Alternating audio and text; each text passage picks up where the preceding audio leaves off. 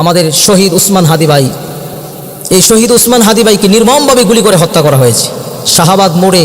এখনও পর্যন্ত শাহবাগ মোড়ে তারা আন্দোলন করতেছে বিচারের জন্য, অথচ প্রশাসনের কোনো আওয়াজ নেই, সরকারের কোনো আওয়াজ নেই, সরকারের কোনো আওয়াজ নেই, প্রশাসনের কোনো আওয়াজ নেই। কারণটা কি? কারণটা হলো ভারতের দালালে বাংলাদেশ ভরে গেছে। এই বাংলাদেশটা ভারতের দালালে ভরে গেছে, ভারতের দালাল বাংলাদেশটাকে গিলে খেয়ে ফেলছে। তারা চাচ্ছে যে বাংলাদেশটাকে নিয়ে নিবে, কিন্তু আমরাও বলে দিতে চাই বাংলাদেশটাকে নেওয়া এত সহজ নাই। ভারতের নরেন্দ্র মোদী যতই চেষ্টা করুক না কেন, বাংলাদেশের দিকে চোখ তুলে যদি তাকাই তাহলে আমরা কাঁটা চামিচ দিয়ে চোখ উগড়ে ফেলবো, ঠিক কিনা বলো? আমাদের এই বাংলাদেশকে কোনো সময় বাংলাদেশকে ভারতের আওতানাদি নিতে পারবে না, না না, ঠিক কিনা বলো? নিতে পারবে না। কারণটা হলো এই বাংলাদেশ, আমরা অনেক রক্ত দিয়ে বাংলাদেশ স্বাধীন করেছি, অনেক রক্ত দিছি, অনেক মার ইজ্জত নষ্ট হয়েছে, এরপরে বাংলাদেশ স্বাধীন হয়েছে। ভারতের গোলাম বানিয়ে দিয়েছে। এখন বাংলাদেশটা এরকম একটা অবস্থার মধ্যে চলে গেছে যে প্রত্যেকটা মোড়ে মোড়ে, প্রত্যেকটা গাড়ে গাড়ে দেখা যায় যে ভারতের দালাল বাংলাদেশের মধ্যে, ঠিক কিনা বলো? ভারতের দালাল বাংলাদেশের মধ্যে ভরে গেছে। এই ভারতের দালালের জন্য বাংলাদেশটাকে কোরআন সুন্নাহ ব্যাপারে আলাপ করেন, রাজনীতি ব্যাপারে কোনো আলোচনা করেন। তো কোরআন সুন্নাহ বিষয়ে আলোচনা করতেছি, রাজনীতি করতে আলোচনা করলাম, কোরআন সুন্নাহ বিষয়ে তো আলোচনা করতেছি। কোরআন সুন্নাহ যেটা চলে এটাই করেন। তো কোরআন সুন্নাহই তো করতেছি আমি, তো কোন রাজনীতি কি আলোচনা করলাম? ভারতটা বাংলাদেশকে গিলে খাচ্ছে, এই নরেন্দ্র মোদী বাংলাদেশটাকে দখল করার চেষ্টা করতেছে। এইসব বিষয় নিয়ে কি জাতিকে কিছু জানাবার দরকার আছে না নাই? আমি আপনার যেটা বুঝি এটা করেন। আপনি কি বলছেন? কথা বলেন হাদিস, আপনি কি আমাকে হাদিস বুঝাবেন?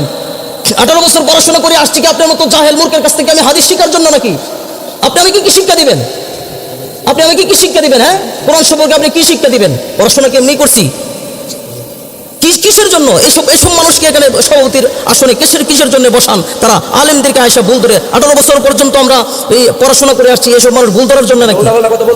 কিসের উল্টাপাল্টা কথা বলছি আমি? কিসের উল্টাপাল্টা কথা বলছি আমি? কি আপনি কি বলছেন? আপনি আমাকে কি বলছেন? আপনি আমাকে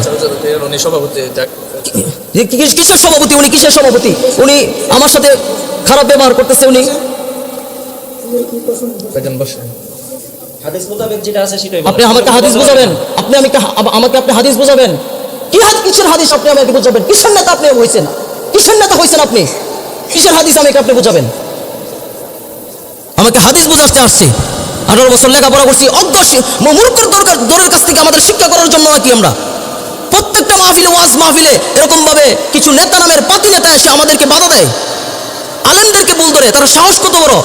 এটা কি আওয়ামী লীগের আমল পাইছে নাকি? আওয়ামী লীগের আমল পাইছে যে কোনো মুহূর্তে যে কোনো কথা বলে ফেলবে? মাহফিল বন্ধ। কিসের মাহফিল বন্ধ? আপনার সাহস কত বড়? মাহফিল বন্ধ? আপনার সাহস কত বড়? কি আলামত শুরু হয়েছে এই ওয়াজ মাহফিল গুলার মধ্যে আসলে? এই বাংলার জমিনের মধ্যে এসব নেতা খেতা পাতি নেতা যেগুলো আছে কোরআন মাহফিলের মধ্যে বাধা দেয়, এগুলাকে জুতা পিটা করে বাংলাদেশ থেকে তাড়াতে হবে, জুতা পিটা করে তাড়াতে হবে বাংলাদেশ থেকে। সাহস বেড়ে গেছে এগুলা। হাদিসের আলোচনা করেন।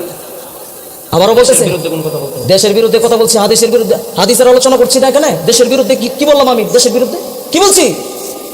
কি বলছি দেশের বিরুদ্ধে? আপনি বলেন আমাকে। ভারতকে নিয়ে আমরা আলোচনা প্রয়োজন নেই। আপনি কি ভারতের দালাল? আপনি কি ভারতের দালাল? আপনি কি ভারতের দালাল? আপনি কি ভারতের দালাল? এখান থেকে ওনার সরান, ওখান থেকে ওনার সরান। আর আমি আলোচনা করবো না, আমি চলে যাবো না, আমি চলে যাবো ওখান থেকে আলোচনা না, আমি আমি চলে যাবো। কিসের চলে যাবো? আপনার মতো নেতা আসছেন মাহফিলের মধ্যে বাধা দেওয়ার জন্য। কিসের নেতা হয়েছেন আপনি?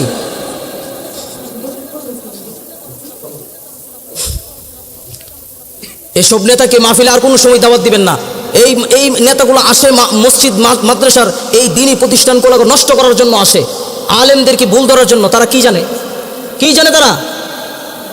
তারা কি জানে? একজন বড় আলেম, একজন বুজুর্গ মানুষ, একজন আল্লাহওয়ালা মানুষকে আপনারা সভাপতি বানাবেন, একজন প্রকৃত দিনদার লোককে আপনারা সভাপতি বানাবেন। এসব পাতি সাতি নেতাকে আর কোনোদিন সভাপতি বানাবেন না।